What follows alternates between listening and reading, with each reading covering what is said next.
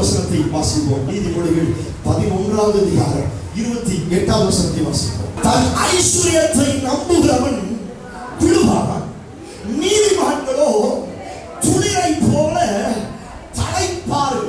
வார்த்தை கர்த்தர் உங்களுக்கு தீர்க்கதரிசனமாய் சொல்கிறார். நான் நீதிமானாய் இருக்கும் பொழுது கர்த்தர் என்னை தலைக்க வைக்க வல்லவராய் இருக்கிறார். நம்புறவங்க கையை தட்டி கர்த்தருக்கு மகிமை செலுத்துங்க. கர்த்தர் உங்களை தலைக்க செய்ய போகிறார். கர்த்தர் உங்களை தலைக்க செய்ய போகிறார். நான் சொல்கிறேன், நீங்கள் துளிர் விட போகிறீர்கள். ஆமென் சொல்ல மாட்டீர்கள். நான் சொல்கிறேன், வருகிற பிப்ரவரி மாதம் முடிவதற்குள்ளே கர்த்தர் உங்களை தலைக்க செய்ய போகிறார். நீங்களும் உங்கள் பிள்ளைகளும் கர்த்தருக்காய் துளிர் விட போகிறீர்கள். கைகளை தட்டி கர்த்தருக்கு மகிமை செலுத்துங்க. எந்த இடத்துல உங்களை வேரோடு அரிச்சு போடலாம் நினைச்சாங்களோ, எந்த இடத்துல உங்களை வேரோடு பிடுங்கி போடலாம் நினைச்சாங்களோ, அதே இடத்துல கர்த்தர் உங்களையும் உங்க பிள்ளைகளையும் கர்த்தர் தலைக்க செய்ய போகிறார். எத்தனை பேர் ஆமென் சொல்றீங்க? ஆமென் சொல்றவங்க இந்த வார்த்தையை பெற்றுக்கொள்ளுங்க. சோத்திரம், இந்த மாதம் முடிவதற்குள்ள சோத்திரம், எந்த இடத்துல காஞ்சு போய் இருந்தீங்களோ, எந்த இடத்துல பிடுங்கப்பட்டு இருந்தீங்களோ, அந்த இடத்துல கர்த்தர் திரும்ப உங்களை தலைக்க செய்ய போகிறார். கைகளை தட்டி கர்த்தருக்கு மகிமையை செலுத்துங்க. ஹல்லேலூயா. நீங்கள் நம்புங்கள், நீங்கள் தலைக்க போகிறீர்கள். நம்ம நினைக்கலாம், இது எப்படி பாஸ்டர், வாய்ப்பில்லை பாஸ்டர், இருக்கிற சூழ்நிலையை பார்த்தா நான் மறுபடியும் எழும்பு வேணான்னு எனக்கு தெரியல. என் வாழ்க்கை முழுவதும் அரித்து போடப்பட்ட சோத்திரம் புழுக்களால், பூச்சிகளால். இந்த சீசன் டைம்ல அந்த புழு, அந்த வெட்டுக்கிளி, அந்த அரிப்புழு, அந்த பூச்சி எல்லாம் என்ன செஞ்சிடும், சின்ன சின்ன துளிர் விடும் பொழுது அந்த துளிரை என்ன செஞ்சிடும், பச்சித்து போட்டுரும், கடிச்சு ஒன்னில்லாம ஆக்கிரும். அநேக நேரத்தில் நான் கொஞ்சம் வளர்ந்தா போதும், கொஞ்சம் மேல வந்தா போதும், நிறைய பறவைகள், நிறைய புழுக்கள், நிறைய வெட்டுக்கிளிகள் என்னுடைய வளர்ச்சியை தடுப்பதற்கு அது என்ன செய்யுது, அரித்து போட்டு விடுகிறது. நம்ம வீட்டில் சோத்திரம் சுற்றிலும் காடுகளில் செடி வளர்ந்து பார்ப்போம், அதில் சில வெட்டுக்கிளிகள், சில புழுக்கள் அது வளர வளர அது வளர்ச்சி என்ன செஞ்சிடும். நான் சொல்லுகிறேன், அவன் எத்தனை முறை அரித்து போட்டாலும் நீதிமானாய் நான் இருக்கும் பொழுது திரும்ப கர்த்தர் என்னை தலைக்க செய்ய வல்லமுள்ளவராய் இருக்கிறார். நீங்கள் திரும்ப தலைப்பீர்கள். இந்த வார்த்தையை ஒரு சிலருக்கு கர்த்தர் தீர்க்கதரிசனமாய் சொல்லுகிறார். உங்க பிள்ளைகளை கர்த்தர் தலைக்க செய்ய போகிறார். ஒரு ஆமென் சொல்ல மாட்டேங்கிறீங்களே? வருகிற நாட்கள்ல உங்க பிள்ளைகள் துளிர் விட போகிறார்கள். உங்க பிள்ளைகளை கர்த்தர் திரும்ப திரும்ப திரும்ப ஆண்டவர் தலைக்க செய்ய போகிறார். நல்ல கையை தட்டி கர்த்தருக்கு மகிமையை செலுத்துங்களேன். ஒரு புதிய சீசன் வரப்போகுது. ஆமென் சொல்லுங்க. ஒரு புதிய சீசன் வரப்போகிறது. இந்த சத்தத்தை கேட்கிற உங்களுக்கு ஒரு புதிய சீசனை கர்த்தர் தரப்போகிறார். ஒருவேளை இன்னைக்கு நீங்க காஞ்சு போய் இருக்கலாம், இன்றைக்கு நீங்கள் சோத்திரம் ஒன்னும் இல்லாம இருக்கலாம். இதோ நாட்கள் வரப்போகிறது. சபை நீதிமானாய் மாறும் பொழுது நீதிமான்களை தலைக்க செய்கிற கர்த்தர் உங்களை கர்த்தர் தலைக்க செய்ய போகிறார். எத்தனை ஒரு ஆமென் சொல்றீங்க? நம்ம நினைக்கிறோம் இதுக்கெல்லாம் வாய்ப்பே இல்லை பாஸ், இதுக்கெல்லாம் வாய்ப்பே இல்லை. நான் சொல்லுகிறேன், வாய்ப்பில்லாதது உண்மைதான். ஒரு இரவு போதும். ஆமென் சொல்ல மாட்டேங்கிறீங்களே? உங்களை துளிர்க்க வைப்பதற்கு ஒரு இரவு போதும். ரொம்ப நேரம்லாம் தேவைப்படாத ஆண்டவருக்கு ஒரு இரவு போதும். 12 குச்சியை வெட்டிட்டு வர சொன்னார். எதுக்காக? ஆசாரியனா நான் ஒருத்தனை என்ன செய்ய போறேன், தெரிந்தெடுக்க போறேன். 12 குச்சியை வெட்டிட்டு, 12 கோலை வெட்டிட்டு என்னுடைய சமூகத்துக்கு முன்னாடி என்ன செய், நீ அங்க வை. இவங்களுக்கு ஒண்ணுமே புரியல. ஆண்டவர் சொல்றாரு, நான் தெரிந்து கொள்ளப்பட்டவனுடைய கோல் என்ன செய்யுமா, துளிர்க்கும். நான் எந்த கோலை தெரிந்து கொள்கிறேனோ அந்த கோல் என்ன செய்யும், துளிர்க்கும். இந்த கோலை 12 கோத்திரத்தாலும் வெட்டிட்டு வந்தாங்கல்ல, அது என்னைக்கு வெட்டினதுன்னு தெரியல. ஒருவேளை 10 மாசத்துக்கு முன்னாடி வெட்டினதா இருக்கலாம், ஒருவேளை 5 நாளைக்கு முன்னாடி வெட்டினதா இருக்கலாம், ஒருவேளை ஒரு வாரத்துக்கு முன்னாடி வெட்டினதா இருக்கலாம், ஒருவேளை ஆண்டவர் சொல்லிட்டாரே போய் ஒரு மரத்தை வெட்டி என்ன செய்யலாம், அதுல ஒரு கோலை செஞ்சு 12 கோல் அங்க இருக்குது. ஒரே ஒரு இரவு தாங்க, என்ன நடந்துச்சுன்னே தெரியல. ஒரே ஒரு இரவு வெட்டி போடப்பட்ட கோலை கர்த்தர் துளிக்க செய்தார். மறுநாள் பார்க்கும் பொழுது ஆரோனுடைய கோல் துளிர்த்து பூ பூத்து காய் காய்த்து பழங்கொடுக்கிற அளவிற்கு. கையை தட்டி கர்த்தருக்கு மகிமை செலுத்துங்க. ஹல்லேலூயா. இந்த வார்த்தையை ஒரு சிலருக்கு தீர்க்கதரிசனமாய் சொல்லுகிறார். ஒரு இரவு போதும் உங்க லைஃபை சேஞ்ச் பண்றதுக்கு. எத்தனை பேர் ஆமென் சொல்றீங்க? ரொம்ப நாள் தேவைப்படாது. நீங்க நினைக்கலாம், என் பிள்ளைங்க எப்படி துளிர்க்க போகிறார்கள், அவர்களுக்கும் பரிசுத்தத்திற்கு சம்பந்தம் இல்லை, அவர்கள் தேவனை விட்டு தூரமாய் போய்விட்டார்களே.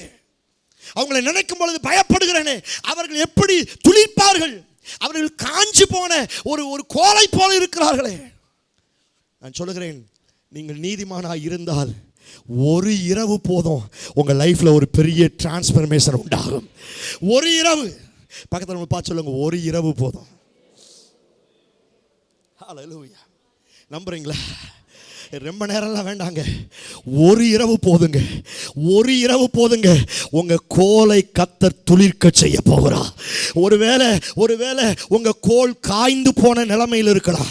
ஒருவேளை உங்க கோலை சோத்திரம் அந்த செடியோட பிடுங்கி வெளியே போட்டுக்கலாம். உங்க கூட இருக்கிறவங்க, உங்க கூட வேலை பார்க்கிறவங்க, உங்க உறவினர்கள், உங்க நண்பர்கள், நீங்க நம்பினவங்க உங்களை வேரோட நீங்க வளரக்கூடாது, நீங்க துளிர்த்து மேலே வரக்கூடாதுன்னு வேரோட பிடுங்கி போட்டிருக்கலாம். ஆண்டவர் சொல்லுகிறார், வெட்டி போடப்பட்டாலும் வெட்டி போடப்பட்டாலும் வெட்டி போடப்பட்டாலும் திரும்ப தலைக்க வைப்பேன். எத்தனை பேர் ஆமென் சொல்றீங்க? அந்த வார்த்தை அழகான வார்த்தை, யோபுல சொல்லப்பட்ட ஒரு வார்த்தை. சோத்திரம். யோபு, பிரைஸ் காட், ஹல்லேலூயா. 14வது அதிகாரம் 7வது வசனத்தை வாசிப்போம். யோபு 14:7. சத்தமா வாசிங்க பார்க்கலாம்.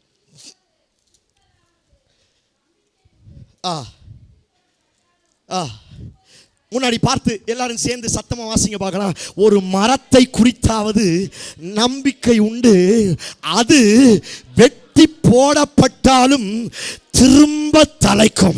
இந்த வார்த்தையை ஒரு சிலருக்கு தீர்க்க தரிசனமாய் சொல்லுகிறா. என் அழைப்பு வெட்டப்படுகிற அழைப்பு அல்ல. ஒருவேளை சத்துரு வெட்டினாலோ, ஒருவேளை நான் நம்பினவன் வெட்டினாலோ, ஒருவேளை என்னுடைய நண்பர்கள் வெட்டி போட்டாலும், ஒருவேளை என்னுடைய உறவினர்கள் வெட்டி போட்டாலும், ஆண்டவர் சொல்லுகிறார், ஒரு மரத்திற்கு நம்பிக்கை உண்டு, அந்த மரம் வெட்டி போட்டாலும் திரும்ப தலைக்கும் என்ற வார்த்தையின் பிரகாரம் நீ எந்த இடத்துல வெட்டி போடப்பட்டியோ அதே இடத்துல இந்த மாதம் கர்த்தர் திரும்ப திரும்ப திரும்ப தலைக்க செய்ய. கையை தட்டி ஆமென் சொல்லி ரிசீவ் பண்ணுங்க. கர்த்தர் உங்களை திரும்ப தலைக்க செய்ய போகிறார். ஹல்லேலூயா. எத்தனை பேர் ஆமென் சொல்றீங்க? நான் காஞ்ச கோலா இருந்தாலும் சொல்ல மாட்டேங்கிறீங்களே. நான் காஞ்ச கோலாக இருந்தாலும் தலைப்பேன். ஒருவேளை அவன் என்னை வெட்டி, என் பிள்ளைகளை வெட்டி, என் ஆவிக்குரிய வாழ்க்கையை வெட்டி, என் செபத்தை வெட்டி, என் பரிசுத்தத்தை வெட்டி, என்னுடைய ஆவிக்குரிய லைஃபை வெட்டி, என்னுடைய பொருளாதாரத்தை, என்னுடைய பிஸ்னஸை, என்னுடைய சரீர சுகத்தை ஒருவேளை வெட்டி போட்டாலும் நான் நீதிமானா இருக்கிறபடினா என் வாழ்க்கையை திரும்ப கத்த தலைக்க செய்வான். கையை தட்டி கத்தருக்கு மகிமையை செலுத்துங்க. சபை திரும்ப தலைக்க போகிறது. ஹல்லேலூயா. நீங்க நம்புறீங்களா? நீங்க நம்புறீங்களா? ஆமென் சொல்லி ரிசீவ் பண்ணுங்க. உங்க பிள்ளைகள் திரும்ப தலைக்க போகிறார்கள். உங்க பிள்ளைகளை பிசாசு வெட்டினது உண்மைதான். உங்க வாழ்க்கையை பிசாசு வெட்டினது உண்மைதான். உங்க ஆவிக்குரிய வாழ்க்கையை பிசாசு வெட்டினது உண்மைதான். உங்க வேலையை பிசாசு வெட்டினது உண்மைதான். வெட்டி போடப்பட்டதை குறித்து கவலைப்படாதீங்க. ஒரு மரத்துக்கே அவ்வளவு வேல்யூனா மரத்தை காட்டிலும் கர்த்தர் என்னை விசேஷமாய் வைத்திருக்கிறார். ஒரு மரமே வெட்டி போட்டவனே மறுபடியும் துளிர்க்குதுன்னா உங்களையும் கர்த்தர் துளிர்க்க செய்வார். சத்தமாத்த ஒரு ஆமென் சொல்லுங்களேன். நான் சொல்லுகிறேன், பிப்ரவரி மாதத்துக்குள்ள என்ட்ராகும் பொழுது சோத்திரம், நீங்கள் திரும்ப தலைக்க போகிறீர்கள். நீங்கள் திரும்ப முளைக்க போகிறீர்கள். நீங்கள் திரும்ப முளைக்க போகிறீர்கள். எத்தனை ஒரு ஆமென் சொல்றீங்க? ஒரு இரவு போதும். ஒரு ஆமென் சொல்ல மாட்டேங்கிறீங்களே. ஒரு இரவு போதும், ஒரு பெரிய டிரான்ஸ்ஃபர்மேஷன். நேற்று சாயங்காலம் வரைக்கும் ஆரோனுடைய குச்சி காஞ்சி போன கோலா இருக்குது. அந்த ஒரு இரவுல என்ன நடந்துச்சுன்னே தெரியல. மறுநாள் வந்து பார்க்கும் பொழுது ஆரோனுடைய கோல் துளிர்த்து பூத்து காய்த்து பழம் கொடுக்கிற அளவிற்கு கர்த்தர் அந்த ஆரோனின் கோலை துளிக்க செய்தது. உன் கோல் துளிர்க்க போகிறது. கையை தட்டி பெற்றுக்கொள்ளுங்க. உன் குடும்பத்தை, உன் சந்ததியை, உன் ஆவிக்குரிய வாழ்க்கையை ஆண்டவர் மறுபடியும். எத்தனை ஒரு ஆமென் சொல்றீங்க? எத்தனை பேர் ஆமென் சொல்றீங்க? அவங்களை நம்பினேன், அவன் என்னை வெட்டிட்டான், என் பிள்ளைகளை வெட்டிட்டான், என் தரிசனத்தை வெட்டிட்டான், என் ஆவிக்குரிய வாழ்க்கை. நான் சொல்றேன், வெட்டப்பட்டதை குறித்து கவலைப்படாதீங்க. வெட்டினாலும் பரவாயில்ல. தோத்திரம், நான் நீதிமானா மாறிட்டேன்னா போதும், திரும்ப கர்த்தரனை தலைக்க செய்வார். ஒரு இரவு போதுங்க. பக்கத்தில் பார்த்து சொல்லுங்க, ஒரு இரவு போதும். யோசேப்பு சிறைச்சாலையிலிருந்து சிங்காசனத்துக்கு வருவதற்கு எத்தனை வருஷம் ஆச்சு? சொல்ல மாட்டேங்கிறீங்களே. ஒரே ஒரு இரவு. அவன் நினைச்சு கூட பார்க்கல. அவன் எப்படியாவது ஜாமீன் கிடைச்சி வெளியே போலாம் அப்படின்னு நினைக்கிறான். ஆனா ஆண்டவர் ஒரு நாள் இரவு என்ன நடந்துச்சு? ராஜா தூங்கிக்கிட்டு இருக்கிறார். ராஜாவுக்கு ஒரு கனவு, ஒரு சொப்பனம். இந்த சொப்பனத்தை பார்த்ததிலிருந்து ராஜா கை காலெல்லாம் என்ன செய்யுது? நடுங்குது. ஐயோ, இந்த சொப்பனம் பார்த்தேனே, இதுக்கு எனக்கு அர்த்தம் தெரியலையே. அவன் நடுங்க ஆரம்பிக்கிறான். ஒரே ஒரு இரவு தாங்க. ஸ்தோத்திரம். இரவுல சொப்பனம், பகல்ல ஸ்தோத்திரம். சிறையில் இருந்து ராஜா அரண்மனைக்கு வருகிறான். வந்த மாத்திரத்தில் அந்த சொப்பனத்துக்குரிய விளக்கத்தை சொல்லுகிறான். விளக்கத்தை சொன்ன மாத்திரத்தில் சிறையில் இருந்த அவனை அந்த கோலை கத்த துளிக்க பண்ணினா. அந்த கோல் எகிப்து தேசத்தில் ஆளுகை செய்ய ஆரம்பித்தது. கையை தட்டி கத்தருக்கு மகிமையை செலுத்துங்க.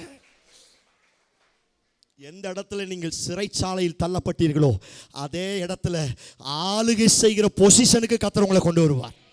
ஆமென் சொல்ல மாட்டேங்கிறீங்களே. தோத்திரம். நான் சொல்றேன், ஒரு இரவு போதும்.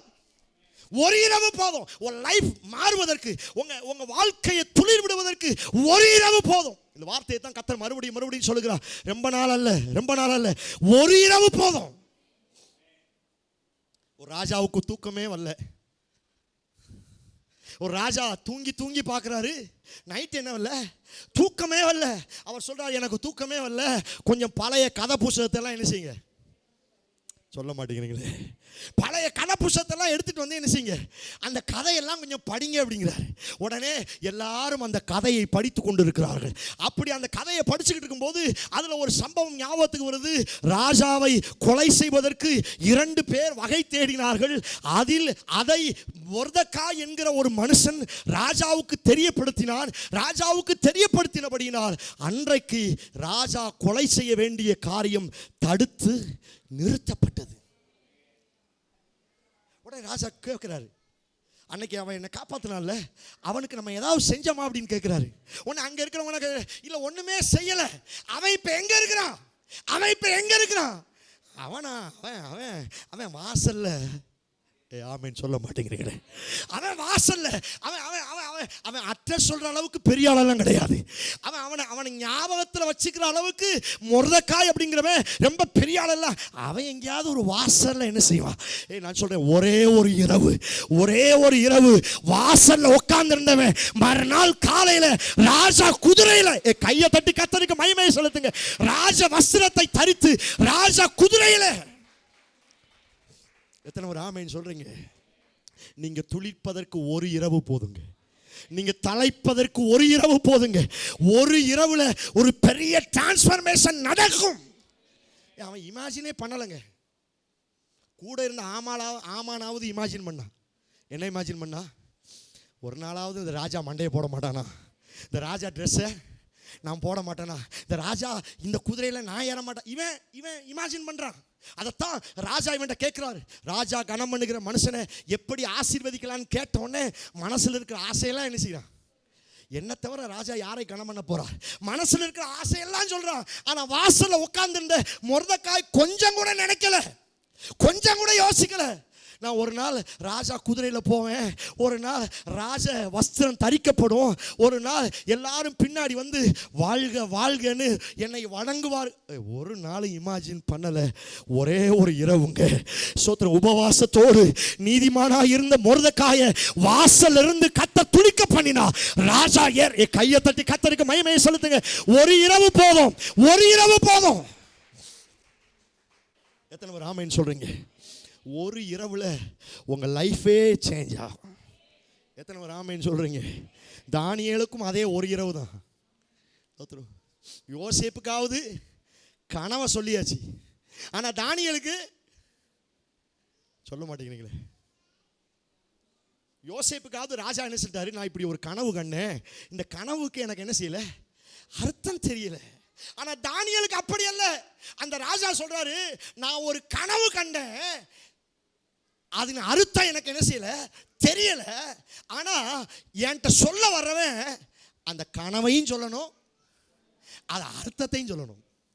கனவு தெரிஞ்சா கூட எப்படியாவது அடிச்சு விட்டுறலாம். ராஜாவே இது அப்படி ராஜா, இது இப்படி ராஜா. ஆனா இந்த ராஜா என்ன சொல்றாரு? கனவையும் சொல்லணும், அர்த்தத்தையும் சொல்லணும். எவ்வளவு பெரிய ஒரு கிரிட்டிக்கலான ஒரு ஸ்டேஜ் பாருங்க.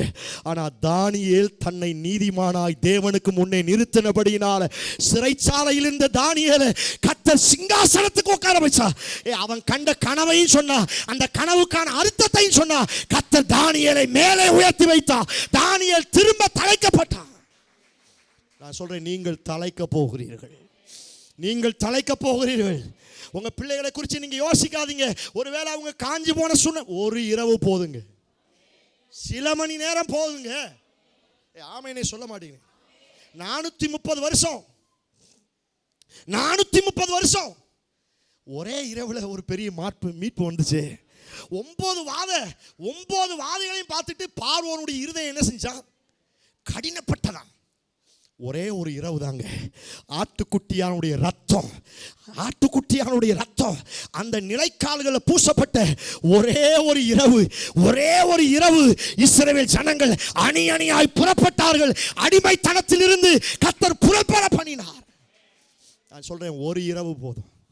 பக்கத்துல பார்த்து சொல்லுங்க, ஒரு இரவு போதும். நம்புறீங்களா? சொல்ல மாட்டேங்கிறீங்களே. சில மணி நேரம் போதுங்க, சில மணி நேரம் போதும். கர்த்தர் துளிக்க வைக்கணும்னு நினைச்சாருன்னா, ஒரு தென்னை மரம் பலன் கொடுக்கறதுக்கு எத்தனை வருஷம் ஆகும்? எத்தனை வருஷம்? 2 வருஷம், 5 வருஷம், 5 வருஷம். ஒரு தென்னை மரம், ஒரு தக்காளி செடி 3 மாசம். பாரு, தென்னை மரம் 5, தக்காளி செடி, சாதாரண தக்காளி செடி வளரனா கூட. ஆனா ஒரு பாஸ்டர் ஊழியத்தை முடிச்சுட்டு வெளியில உட்கார்ந்துருக்கிறாரு. வெயில் கொஞ்சம் ஜாஸ்தியா இருக்குது. பைபிள் சொல்லுகிறது, கர்த்தர் ஆமணக்கு விதைக்கு கட்டளையிட்டார். ஆமணக்கு விதையை கட்டளையிட்ட மாத்திரத்தில் அது ஓங்கி வளர்ந்தது. எப்படி வளர்ந்துச்சான்? அவனுக்கு நிழல் கொடுக்கிற அளவுக்கு ஆமணக்கு வளர்ந்துச்சான்.